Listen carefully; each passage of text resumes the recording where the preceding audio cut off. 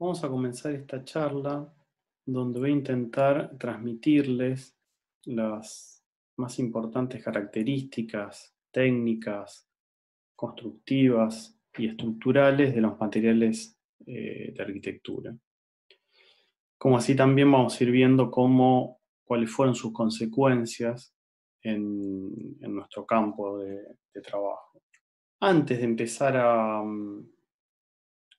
charlar o a contar un poco, a hablar sobre los materiales, me gustaría que podamos entender qué es la materialidad de la arquitectura. Es un catálogo de materiales y de técnicas, es algo que tiene que ver o está relacionado con la construcción, es un problema de lenguaje.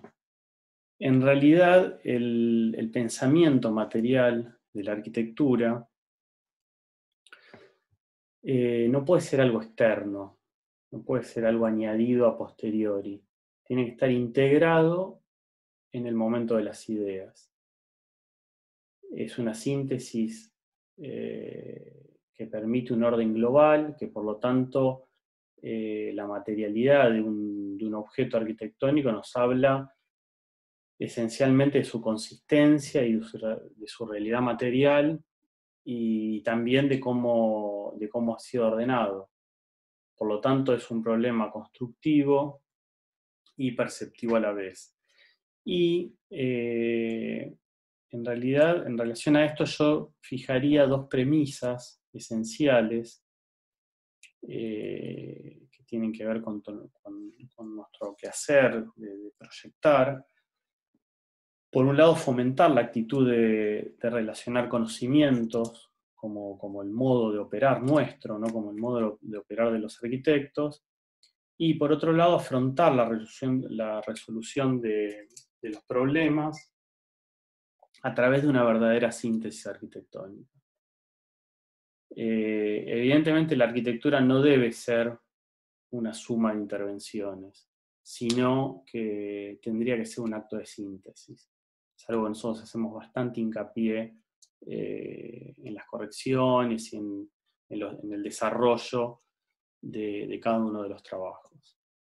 Para esto me interesaba, para poder entender quizá o poder acercarlo a un ejemplo que ustedes conozcan, me interesaba contar brevemente algo que tiene que ver con esta obra, que es La Casa de la Cascada. Seguramente todos la conocen. Eh, Cuando a Ray le encargan esta obra, ¿no? Le proporcionan un terreno que es prácticamente un accidente geográfico, y, y Ray lo que plantea para esta casa son una serie de terrazas que esencialmente son vigas de hormigón armado, un voladizo, y sin ese recurso estructural y material, la idea de ocupar el centro de ese lugar, ahí sobre la cascada, no podría haber existido de ninguna manera. Y esto exactamente es un acto de integración de conocimientos, en el momento de concebir una idea arquitectónica. Por eso la importancia de poder hablar en este momento de los materiales y de la estructura como algo esencial en este inicio, ¿no? Cuando ustedes están pensando, están desarrollando las primeras ideas y desarrollando un anteproyecto. Los materiales de arquitectura que vamos a hablar, en realidad son 4 materiales. Son los materiales que nosotros denominamos como materiales tradicionales, que son los que van a usar ustedes para proyectar y construir en el futuro, ¿no? Y que nosotros de alguna manera también usamos para materializar nuestros proyectos. Los vamos a dividir, de alguna manera los organicé en 2 grupos. Un grupo que los denomino materiales preindustriales, que son los que surgen de la naturaleza y han sido trabajados y modificados por el hombre de manera artesanal. y de alguna manera son los que dieron origen a la arquitectura, siendo los más primitivos. Y por otro lado, estos dos materiales, perdón, son el mampuesto y la madera. Y por otro lado, el otro grupo de materiales que surgen después de la Revolución Industrial, a partir de este gran evento que genera un cambio tan importante en la sociedad, y aparecen nuevas técnicas y obviamente esto da la incorporación de nuevos materiales y que obviamente va a generar un quiebre importante en la arquitectura. Bueno, vamos a empezar con el primero de los materiales que vamos a desarrollar, que es la técnica del mampuesto. Entonces, nos preguntamos qué es el mampuesto. Y claro, el mampuesto no es esencialmente un material, sino que es una técnica de simple apilamiento, el poner o colocar con la mano un elemento sobre otro. Esta técnica está ligada al origen de la arquitectura, las primeras edificaciones primitivas que el hombre construye después de abandonar las cavernas fueron construidas a partir de la técnica del mampuesto. Al principio eran solo un apilamiento de estos elementos uno sobre otro, luego aparecen materiales que conectan una pieza con otra a partir de una mezcla a base de cemento, arena y agua. Originalmente eran piedras que recolectaban sin labrar, sin trabajar y en estado natural, y luego estas piezas se empiezan a trabajar y a labrar, y más adelante aparecen como los nuevos materiales, hasta los distintos bloques y ladrillos que tenemos hoy en la actualidad y que disponemos en el mercado. Y esta técnica del mampuesto lo que crea es el muro, como que podríamos definir el muro como el primer elemento arquitectónico creado bajo esta técnica del simple apilamiento, que es el encargado en ese momento, en estos primeros espacios habitables, de proteger y aislar al hombre del espacio exterior. Estos muros realizados, como decíamos, con diversos materiales naturales y a futuro con materiales artificiales que son los que va a proveer la industria, y que a su vez pueden ser de sostén, pueden ser muros portantes o pueden ser muros de cerramiento. En el caso de muros de sostén, cuando el muro es muro portante, sabemos que el mampuesto soporta solamente esfuerzos de compresión. Y para evitar las fuerzas de pandeo, que son las fuerzas horizontales, necesitan tener gran espesor. O de alguna manera ser intersectado por otro muro, lo que define o lo que se conoce como la caja muraria. Por eso es característico de la arquitectura muraria portante el gran espesor o la gran sección que deben tener. En este caso vemos estos tres ejemplos: la casa Torres Pozzi en Tafí del Valle de Sacriste, o la iglesia unitaria en Nueva York de Cannes, o veíamos anteriormente las termas de Valls en el Cantón de los Grisones en Suiza de Zumthor. En los tres casos hay una intención en el uso del material, ¿no? Que está asociado a varias cuestiones. En el caso de las termas, ese edificio surge a partir de un concurso en un predio hotelero que estaba casi en desuso. A partir del llamado concurso se genera el premio que le dan a Zumthor y la renovación de toda el área con este hotel y termas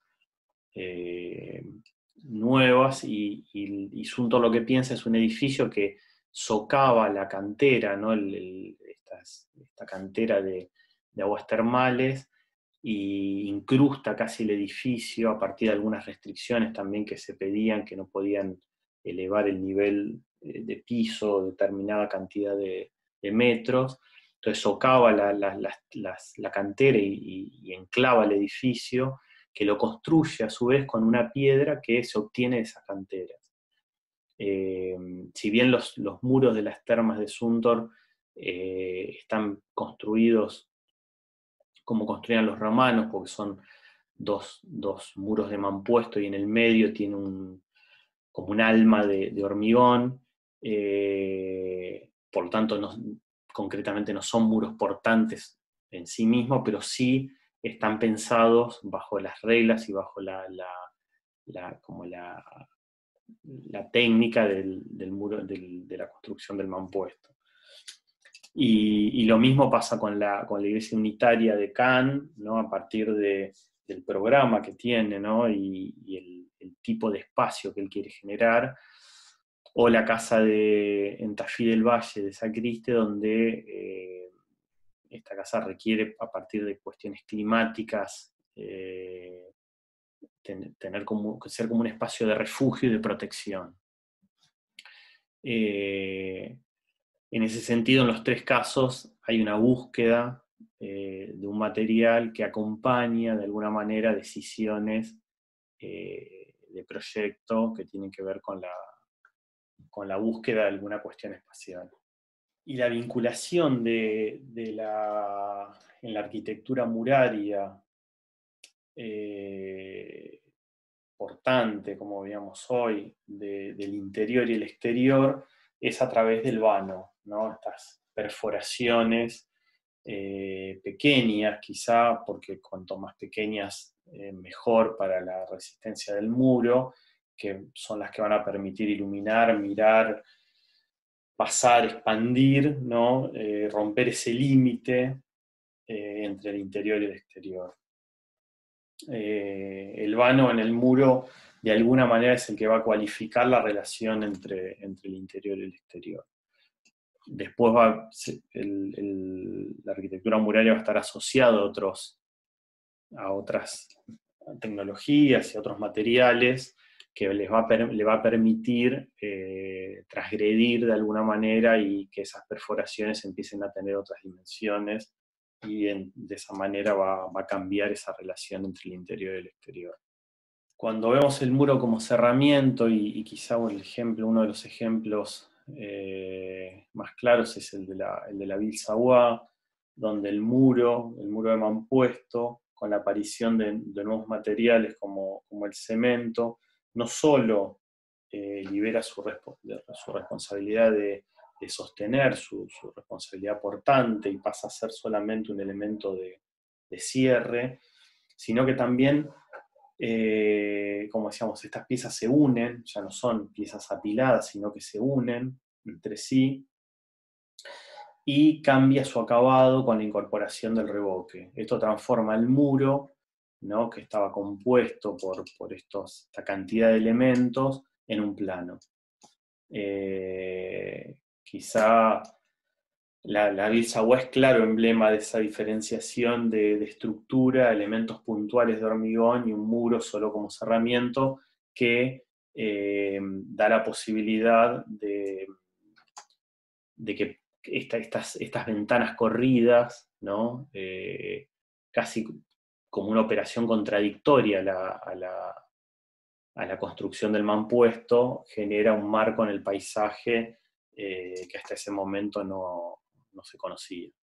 Después, la apariencia de la arquitectura muraria es bastante particular, al ser una técnica que requiere de elementos que se van apilando uno con otro, y esto obviamente da un sinfín de posibilidades, ¿no? Desde los distintos tipos de piedras y sus distintas trabas, lo mismo con los ladrillos y las distintas exploraciones que hay sobre los muros construidos en ladrillo, o piedras más acabadas también con distintas texturas y distintas definiciones en su lenguaje, da una elocuencia figurativa y una textura única de la arquitectura del mampuesto. Pasamos al segundo material de estos denominados preindustriales, ¿no? Estos materiales que proporciona la naturaleza, que es la madera. La madera como recurso natural, orgánico y sustentable ha sido empleado por el hombre desde los primeros tiempos, primero como combustible, después como un material usado para utensilios, y obviamente nos remite al árbol, en primera medida, y esencialmente al tronco, como su parte más usada.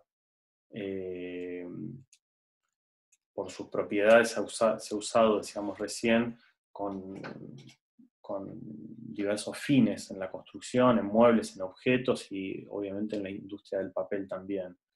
La industria de la madera, sin ninguna duda, es la más ecológica, mientras que sea controlada y bajo normas de reforestación, repoblando los bosques, ¿no? Algunas de las propiedades de la madera en relación directa al uso como material de construcción tiene que ver con la durabilidad, y esto depende también que varía mucho según el medio donde se encuentre, ¿no? Y lo constante que sea, ¿no?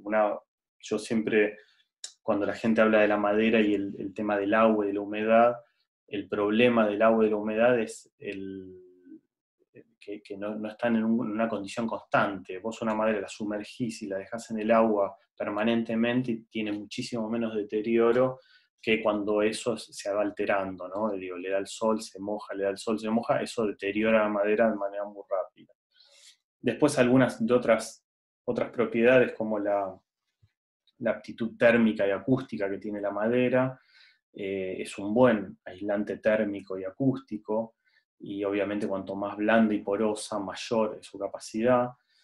Es un material homogéneo, es un material de baja conductibilidad, tanto del calor como de la electricidad, es un buen aislante, y después su densidad también, que está en relación a la dureza y a las maderas que son más livianas, obviamente tienen menos densidad, y por ahí las más duras son las que tienen mayor densidad, o el color, que las maderas oscuras son también las más resistentes, y por ahí las más claras son las que tienen menos dureza. Algunas de las características como tradicionales de la madera. Algunos de los condicionamientos estructurales de la madera, o quizá el condicionamiento, la característica esencial de la madera, es que la madera, de alguna manera, aparece y es la que termina de resolver la limitación que tenía la técnica del mampuesto.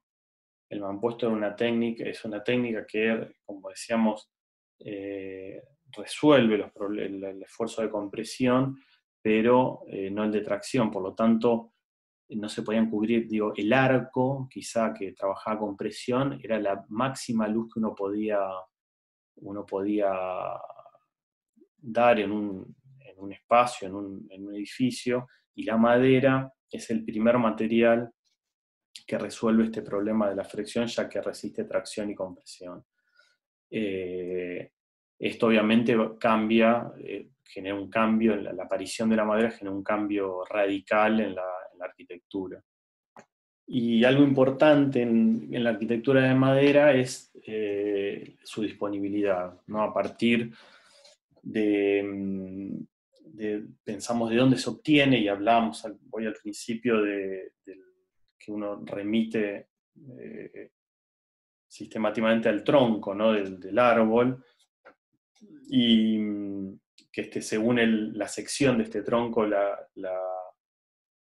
a ser de mayor o menor dureza la madera, y la tecnología actual, con el desarrollo tecnológico e industrial de los distintos tipos de herramientas, permite una racionalización del tronco y una amplia gama de escuadrillas, ¿no? Ahí es donde aparecen, obviamente, los cabios, las vigas, chapas, todo lo que se puede obtener con distintos tipos de desarrollo tecnológico y distinto tipo de racionalización de ese tronco. También la industria proporciona nuevos productos, ¿no? A partir del desarrollo del uso de la madera, a partir de impregnación de estas maderas con resinas sintéticas que se prensan en caliente a presiones muy altas y se generan estas láminas aglomeradas o contrachapadas, terciados, que se van a usar mucho y hoy en la actualidad se usan mucho en la arquitectura de madera. También aparecen para cubrir luces mayores, ¿no? Para poder superar la limitación de la longitud del tirante que se obtiene del tronco. Estas vigas compuestas o como por ejemplo el ejemplo que tenemos en la facultad de las vigas laminadas, que dan la posibilidad de cubrir luces mucho mayor a lo que tradicionalmente la sección que se obtenía del tronco nos podía resolver.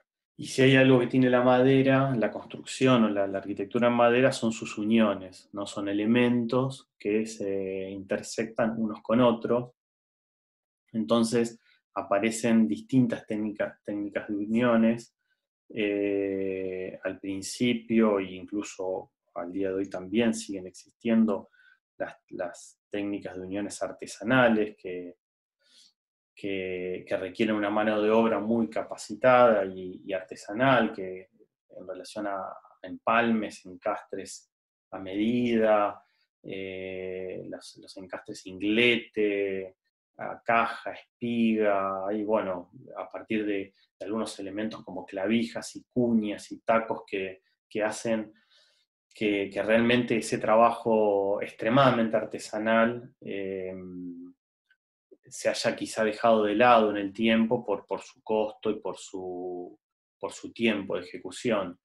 Y aparecen algunas metodologías industriales que incorporan nuevas técnicas y materiales que obviamente aumentan su aplicación y en la velocidad de ejecución y en el costo, ¿no?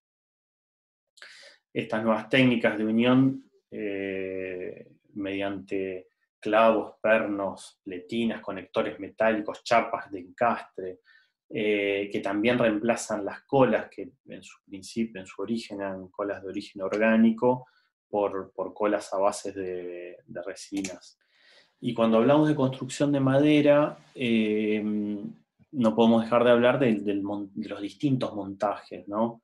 Y nos remitimos a Europa, en la Edad Media, las primeras construcciones que aparecen incluso de carácter mixto, porque eran construcciones, como decía, yo les contaba hoy, que estaban pensadas a partir de la técnica del mampuesto con esos basamentos de piedra, y aparecían a partir de un diseño estructural, ¿no? Más evolucionado, que permite superar las limitaciones de medida, los largos y las secciones disponibles, impulsa el uso de estas formas compuestas por elementos de pequeña longitud y sección. Esto permite realizar estructuras de maderas parecidas o análogas a las triangulaciones metálicas. Entonces aparecen algún tipo de cabriada, vigas reticuladas,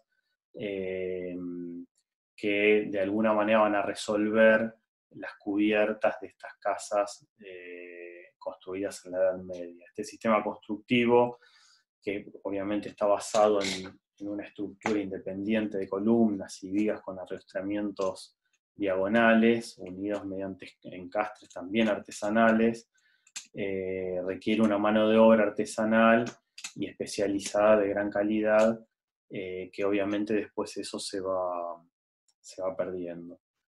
Esto también lo que permite es que es parte de esto que se construía en estos espacios habitables, se montaba en seco, incluso algunas cosas venían ya prearmadas y se montaban in situ ya ejecutadas.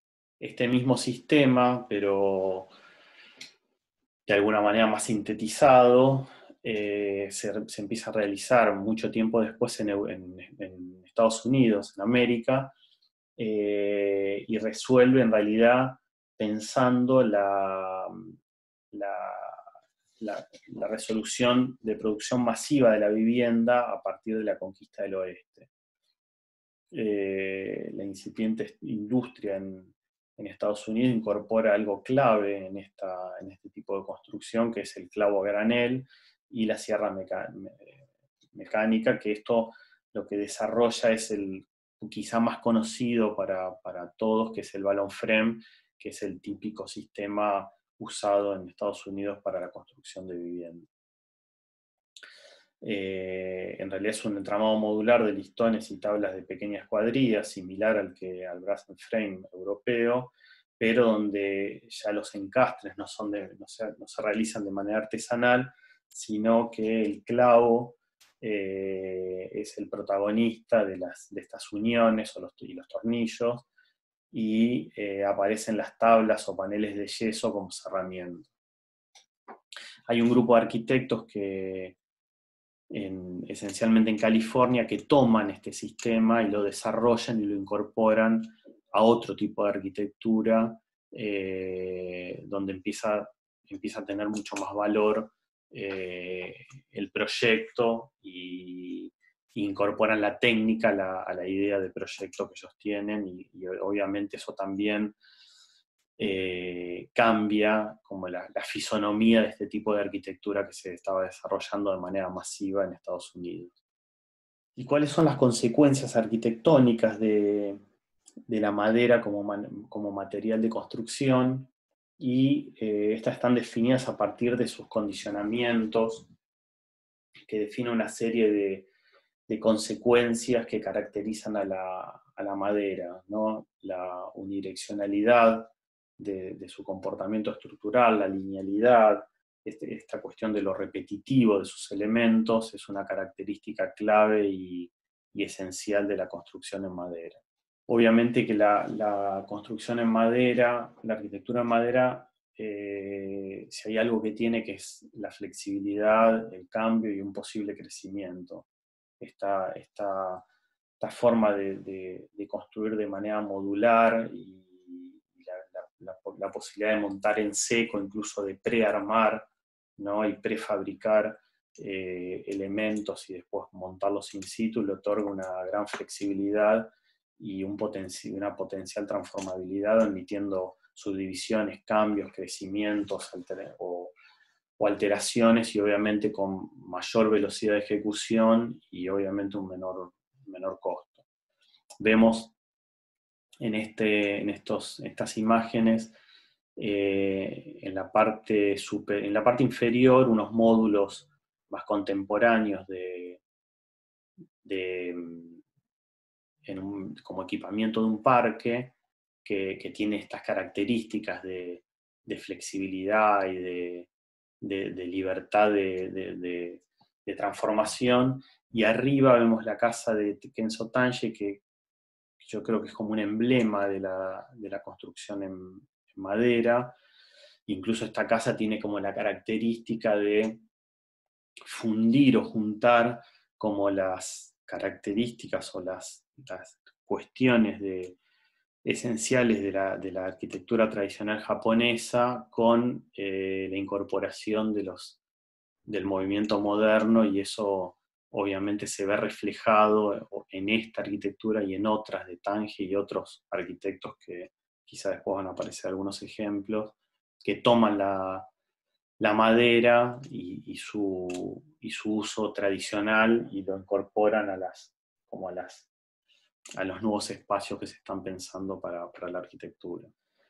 Como hablábamos también al principio de la identidad del mampuesto, ¿no? La madera también tiene una identidad muy fuerte.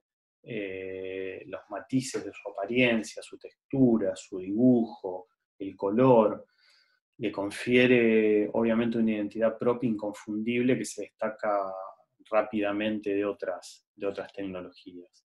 Hoy hablábamos de una de las características importantes de la madera, que es el aporte, ¿no?, que tiene la madera a partir de su cuestión estructural, de ser el primer material que resuelve el problema de la flexión.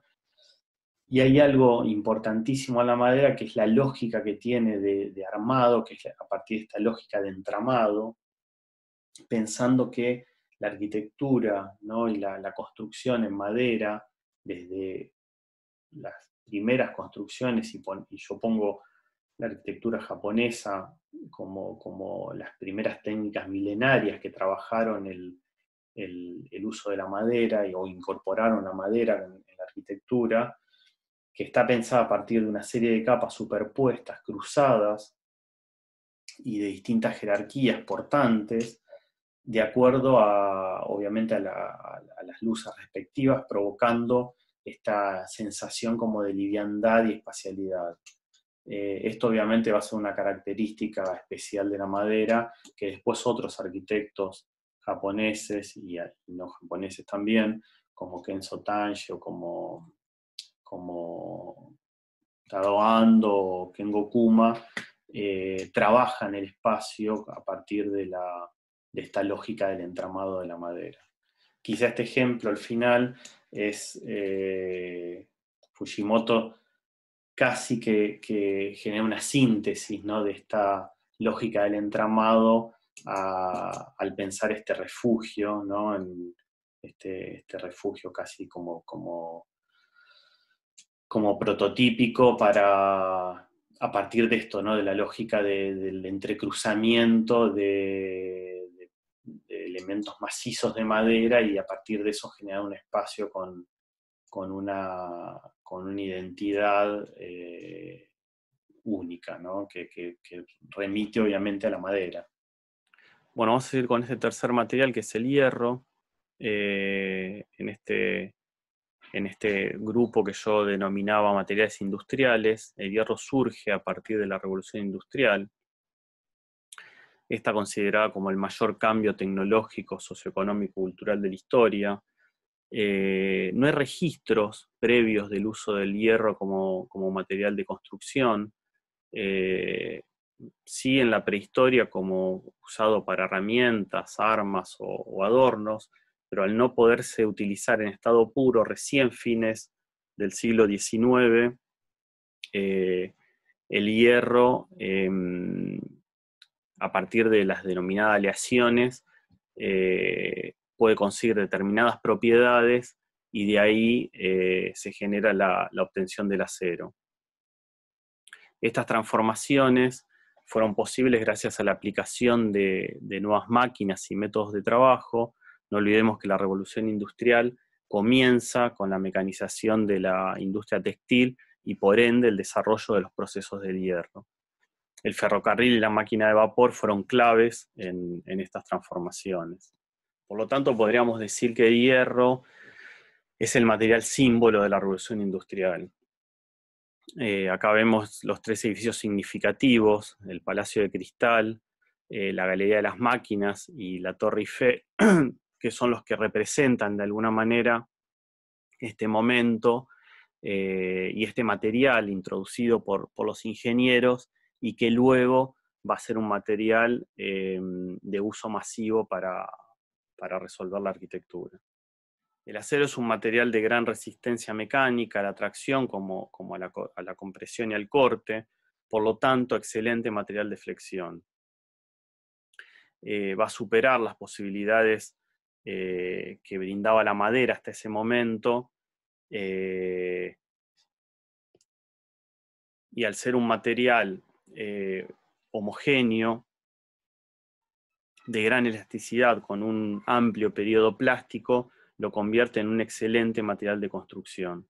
Desde los estudios, a partir de su alto costo de producción con respecto a otros materiales, se impulsa el diseño de las estructuras metálicas para obtener el mayor rendimiento estructural con el mínimo uso del material, y aprovechando las posibilidades que proporciona la industria, el desarrollo de métodos científicos para su diseño y para su cálculo, surgen materiales como el perfil doble T, hasta los desarrollos estáticos que han posibilitado ampliar enormemente las grandes luces.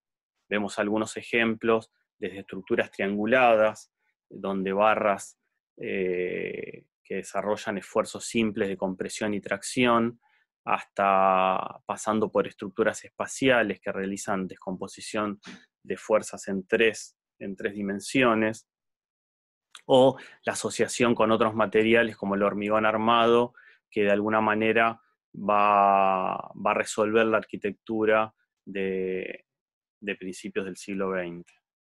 Como veíamos anteriormente en la madera, la disponibilidad del hierro está en relación a la producción de la industria. Perfiles normales, chapas, barras de acero, alambres, cables, son los elementos que se van a usar para la construcción.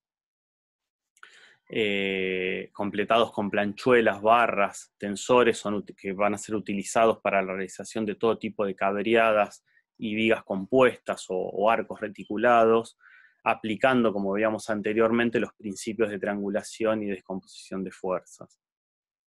Barras de acero redondo, lisas y estriadas, y alambres y cables para usos estructurales, para elementos de pretensado, chapas onduladas, autoportantes, van a ser otros los elementos que van a conformar el abanico de posibilidades que va a dar el acero como material de construcción.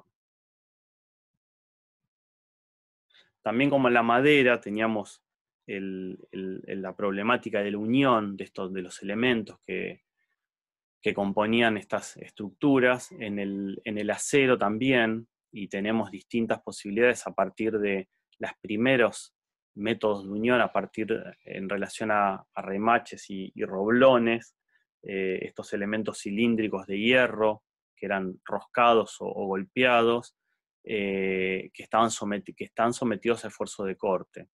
También pernos o bulones, que son empleados excepcionalmente cuando se deja abierta la posibilidad de que se pueda desarmar una estructura, o cuando el espesor de las piezas a ensamblar excede 4 o 5 veces el diámetro del perno. Otras maneras de unión, otros métodos de unión más contemporáneos, es la soldadura, que permite la fusión parcial entre dos metales a lo largo de una superficie de contacto. Y aunque la soldadura también se haya sometida al esfuerzo de corte, esta unión, que es casi monolítica, reduce esos esfuerzos que se generan a través que se generaban a través de estos agujeros que generaban los roblones y los pernos. Obviamente que la soldadura es el método de unión quizá más contemporáneo y usado hoy en la actualidad para la construcción con el acero. Cuando hablamos de las consecuencias arquitectónicas del acero, obviamente estamos tratando con un material que podríamos decir que es genuinamente moderno, que produce cambios fundamentales en la sociedad. El hierro es el material que aporta la gran luz para los primeros rascacielos, y lo vamos a ver quizá más adelante, cómo el hierro es protagonista en estos nuevos programas de la arquitectura.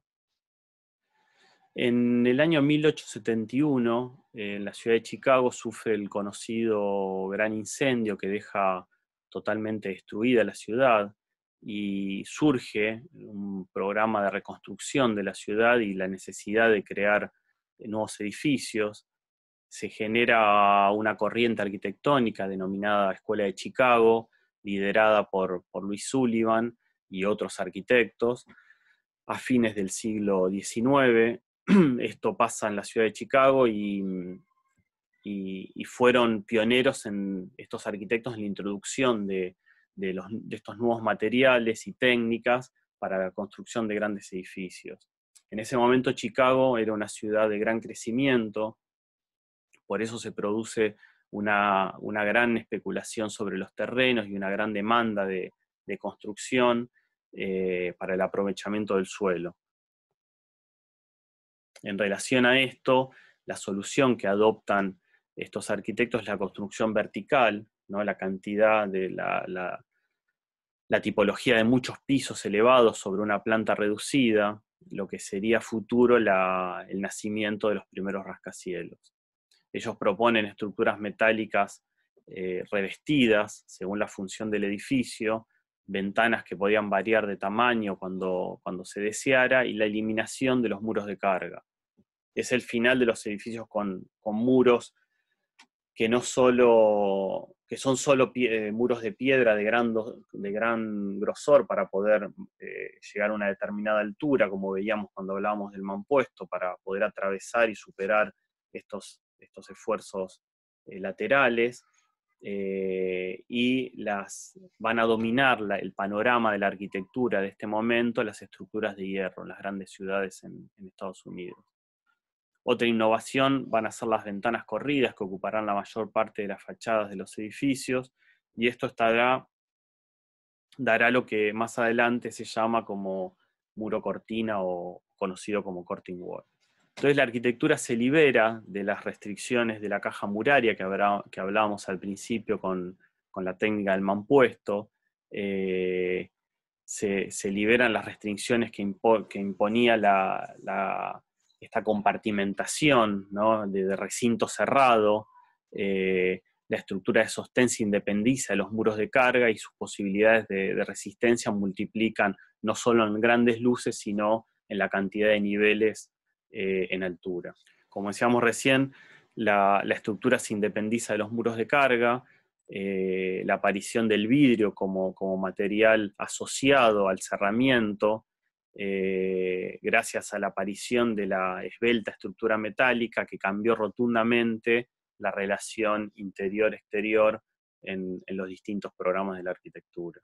La evolución de la estructura trilítica, podemos ver cómo desde el Partenón griego, pasando por algunos edificios, algunas construcciones en madera, donde Mies y una corriente de arquitectos californianos toman la estructura trilítica de perfiles normales, como decía, primero en madera y después en el acero, para producción de su propia arquitectura. Y esto obviamente trae los beneficios en relación a la velocidad de construcción, la sistematización y la posibilidad de construcción en seco. Las estructuras de alma llena, estas estructuras se adaptan a las particularidades de diseño de cada proyecto, teniendo en cuenta la distribución interna de tensiones, como veíamos hoy, la racionalización del material, teniendo en cuenta el costo de producción que tenía la industria del hierro. Estos diseños dan la posibilidad de cubrir grandes luces, y en conjunto con el vidrio produce una revolución en la relación interior-exterior, ampliando las posibilidades de accesos, de iluminación, de expansiones, etc. Hoy veíamos al principio también cómo las estructuras trianguladas y espaciales, a partir de la descomposición de fuerza en 2 y 3 dimensiones, permite la posibilidad de crear grandes estructuras y poder cubrir luces de gran tamaño, proporcionando una imagen de levedad y espacial intersticial en los edificios.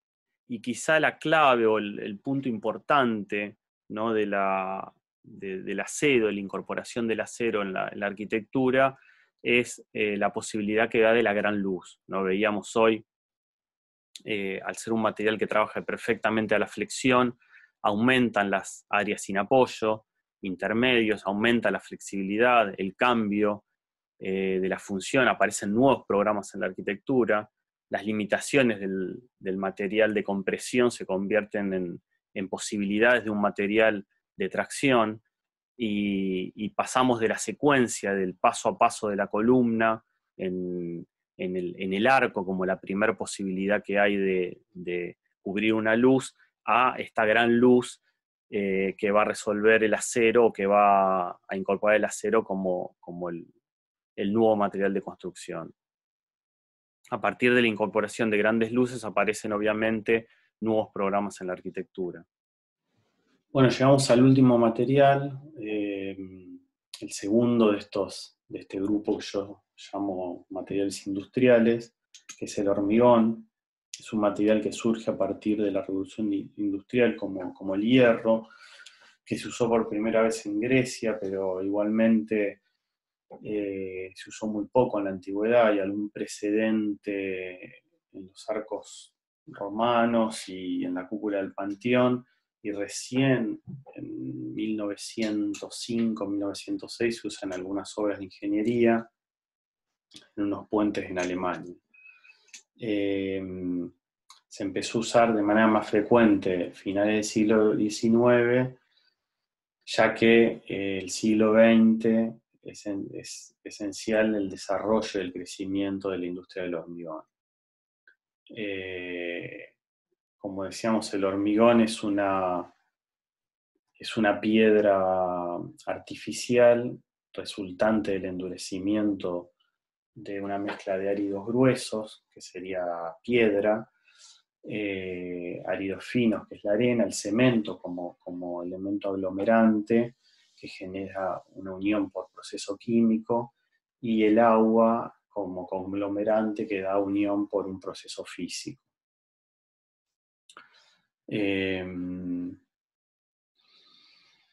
Acá podemos ver en este esquema cómo es la compacidad y la densidad del hormigón, y cómo es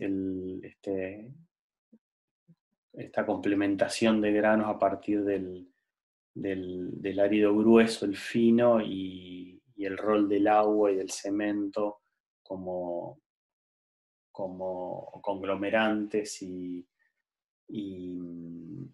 aglomerantes que producen este efecto físico, ¿no? Y da esta piedra artificial de características muy, muy particulares. Y obviamente a partir de la dosificación de estos elementos, ¿no? Y la incorporación de mayor o menor cantidad de cemento e incluso de algunos aditivos, hay distintos tipos de hormigón que permiten obviamente o que se usan para necesidades específicas, como retardar el fraude, mejorar su trabajabilidad, obviamente aumentar su capacidad aislante y su resistencia. Como piedra artificial, el hormigón simple resiste solamente a compresión y o tiene muy poca resistencia a la tracción. Y a partir de su resistencia se podría clasificar como en distintos tipos de hormigón, desde el H8, que son hormigones de nivelación o de contrapiso, con resistencias que van desde los 80 kilogramos por centímetro cuadrado a los 130 kilogramos por centímetro cuadrado, a hormigones como el H15, que ya son usados para elementos estructurales con unos 150 kilogramos por centímetro cuadrado, o H17 o 21, que son los hormigones que se usan habitualmente para la construcción de edificios, que llegan a unos 210 kilogramos por centímetro cuadrado. Después hay algunos hormigones con mucho mayor resistencia, que están en los 250 kilogramos y los 300 kilogramos por centímetro cuadrado, que se usan para pavimentos, para puentes o grandes estructuras. Hay otros tipos de hormigones para otro tipo de usos específicos que se han desarrollado, que son hormigones generalmente no estructurales, modificando algunos de sus componentes, como el hormigón alivianado y el hormigón celular, que tienen en alguno de los dos casos, en uno se le inyecta aire y en el otro se le inyecta perlas de tergopol, y esto le da como distintas capacidades. El hormigón alivianado contiene estas perlas de poliestileno expandido, cemento, arena y agua, y es un hormigón más liviano que el tradicional y de alguna manera más aislante, pero bueno, no es estructural. El hormigón celular, donde sus componentes también son agua, arena, cemento, y se le inyecta aire. Este hormigón se usó por primera vez en en Europa cerca del 1930, y lo que tampoco es estructural, pero también es un buen aislante térmico y tiene buena resistencia al fuego. Son los típicos bloques que por ahí conocen que se llaman RETAC, son bloques de hormigón celular. Y después hay un hormigón como un poquito más específico y por ahí no tan casi como algo un poco raro, que es el hormigón translúcido, que se inventó creo que en el 2005 en México, y su composición es a base de cemento blanco, que es un cemento menos resistente, que bueno, tiene unos agregados finos y gruesos, unas fibras, como un tratamiento, una fibra secreta llamada LIUM, que le da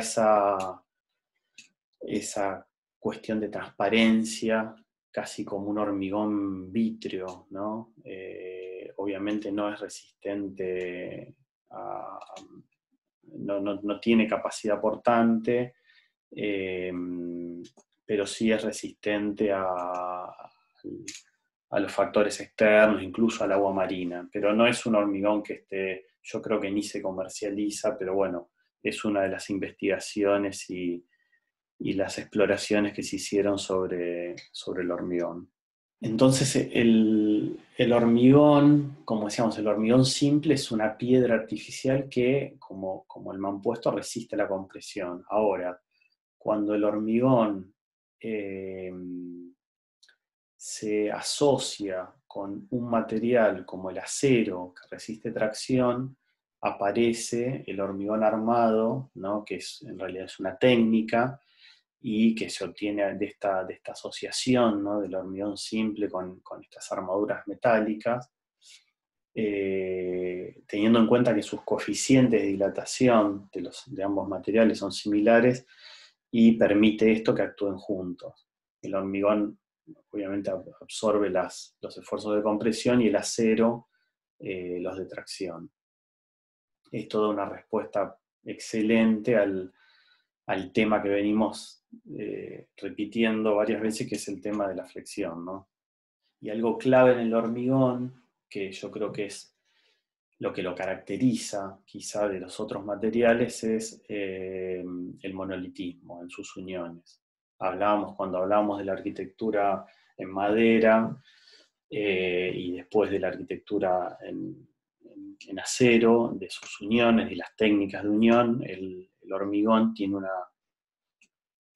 una cuestión que es su monolitismo, que le da continuidad en la transmisión de esfuerzos y en la colaboración de todos sus elementos estructurales. Es algo realmente esencial y destacable en este material, que lo diferencia notablemente de la madera y del hierro. Y como decíamos, esto de alguna manera va a cambiar la concepción de los espacios en la arquitectura. Decíamos que a partir, bueno, de esta cuestión del monolitismo que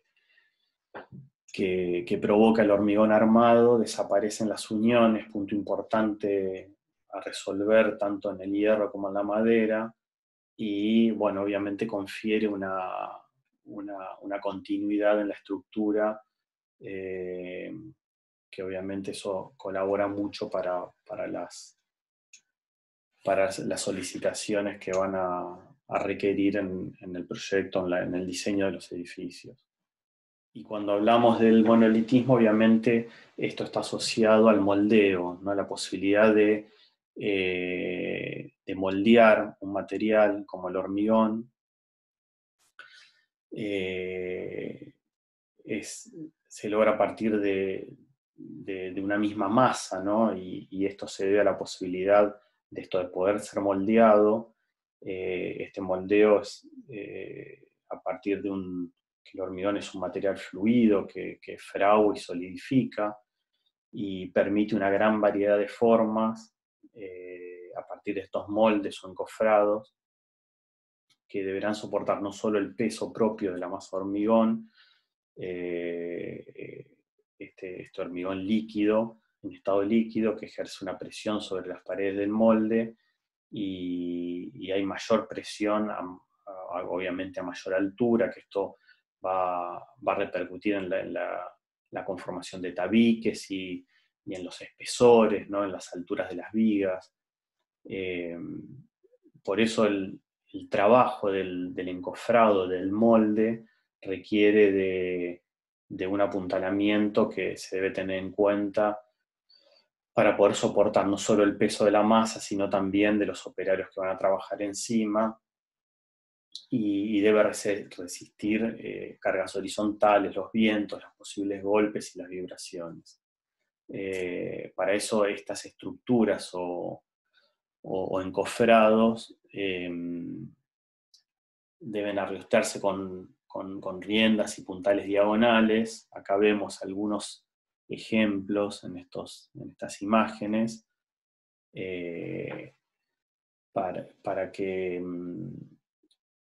teniendo en cuenta obviamente los distintos esfuerzos y las tensiones hasta que va a estar expuesto el mismo, para no tener problemas de colapso de estos moldes o estos encofrados, y poder moldear el hormigón y retirar este molde en el momento de máximo ya de su endurecimiento.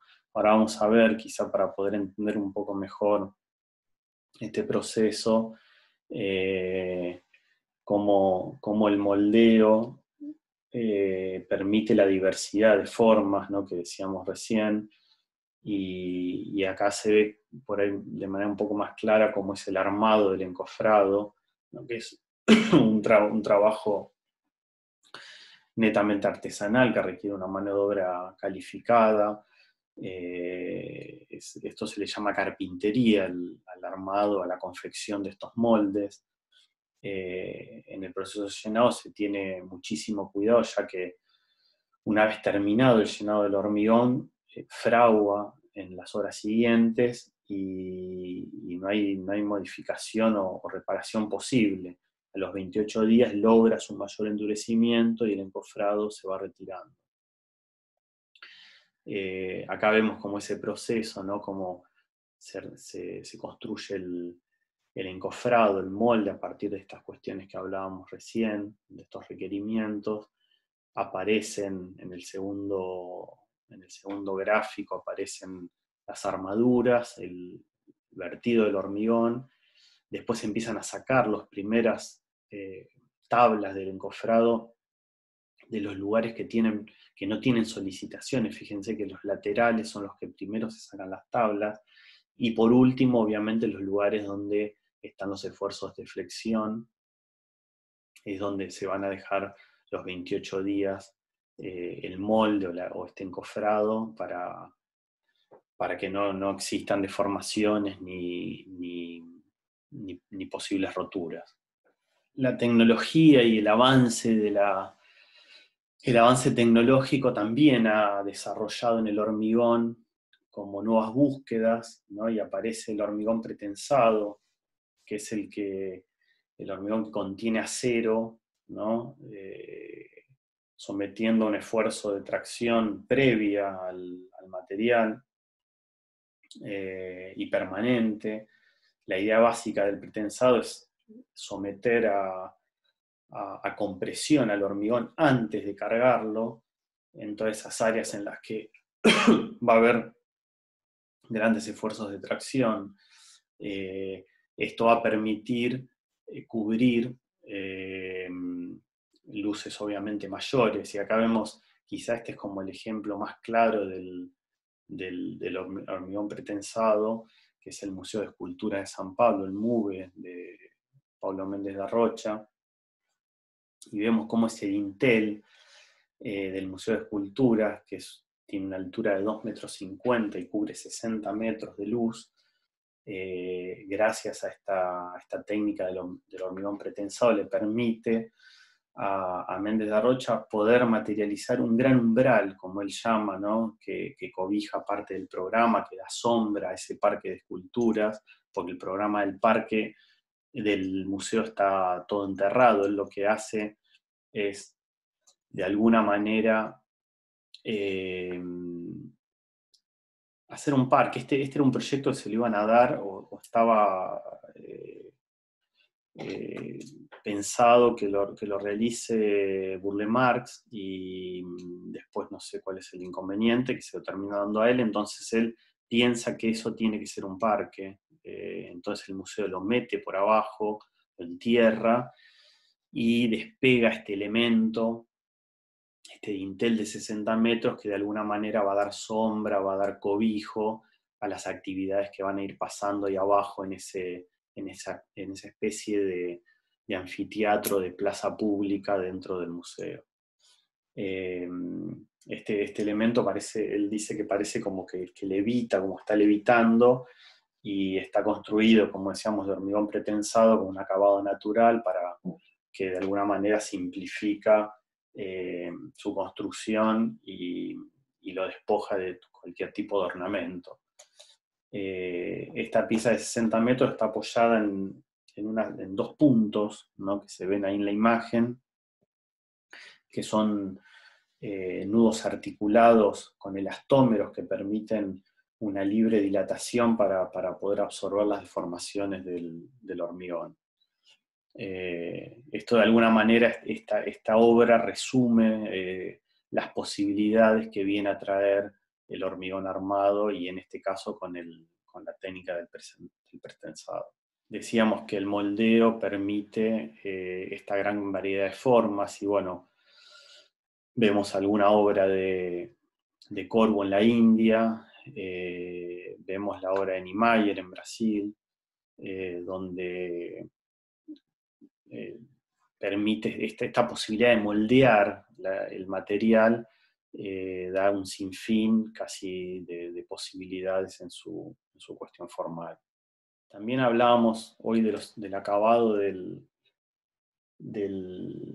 o de la textura de la imagen, del mampuesto, de la madera, y el hormigón también, ¿no? A partir de su ejecución por moldeo, permite también diversos acabados de superficie, desde el rústico encofrado de manera a la vista, hasta acabados más pulidos y perfectos mediante encofrados metálicos, con la incorporación de color, como así también el posterior revocado, como alguna de las arquitecturas que veíamos recién.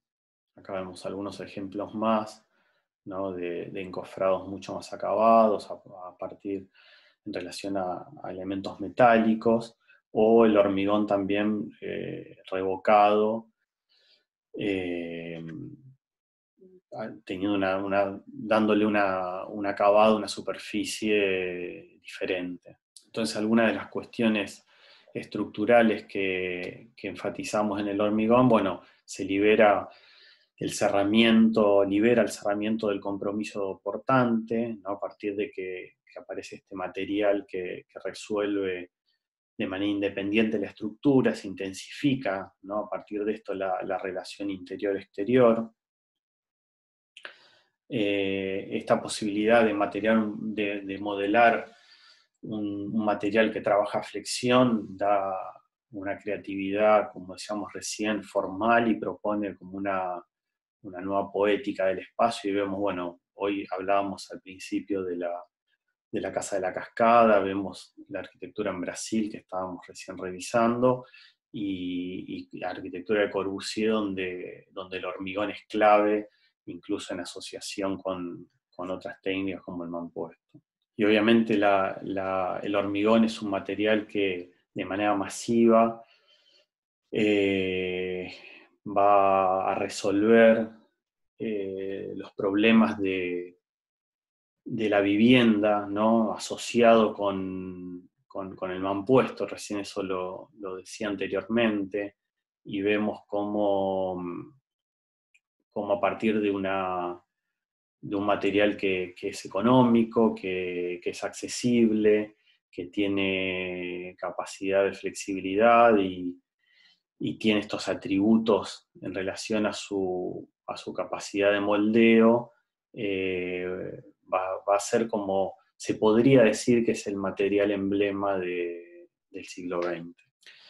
Y ahora quería hacer como una conclusión rápida, como una síntesis un poco de todo lo que hablamos, y pasamos rápidamente por los mampuestos que decíamos que dan origen a los primeros espacios habitables con materiales que nos provee la naturaleza y que solamente absorben esfuerzos de compresión. Luego aparece la madera como dentro del mismo grupo de materiales, de estos materiales preindustriales que también obtenida en la naturaleza, es el primer material en aportar flexión y cubre luces a partir de la lógica esta que decíamos del entramado, ¿no? Rompe esta cosa de la caja muraria que se venía dando con la arquitectura del mampuesto y se libera el muro del compromiso portante. Esto obviamente empieza a cambiar con la madera, la relación de medida del vano, por lo tanto cambia la relación interior-exterior. El hierro, que es como el emblema, decíamos, de la revolución industrial, aporta flexión y al ser más resistente que la madera, posibilita este tema de la gran luz, ¿no? Y estos nuevos programas en la arquitectura como el rascacielos, que también cambia o intensifica de alguna manera la relación interior-exterior en la estructura al separarse del cerramiento. Por último, el hormigón armado, decíamos, del siglo XX, produce un material que es símbolo de este siglo y quizás es como el que representa el movimiento moderno. Aporta esto que decíamos, el monolitismo de la estructura, que hace desaparecer esta cuestión de las uniones que venía trayendo la madera y el acero, y posibilita un sinfín de formas en la arquitectura a partir de la posibilidad del moldeo. Y por último, ya terminamos, quería hacer una última reflexión que me parece muy importante para que tengan en cuenta estos materiales que estuvimos desarrollando, que estuvimos acercándonos para conocer, son materiales que no deciden, no tienen ningún tipo de acción propia. Ustedes van a ser los responsables de tener una estrategia y de abordar cada problema y pensar cada proyecto a través de un camino donde la intención y la imaginación que le pongan a estos materiales sean esenciales para poder construir una arquitectura que en definitiva pueda trascender en el tiempo. Bueno, muchas gracias. Espero que les haya servido y bueno, después quizá pueda estar en los distintos años y podemos charlar quizá de algunas cuestiones referidas a la charla.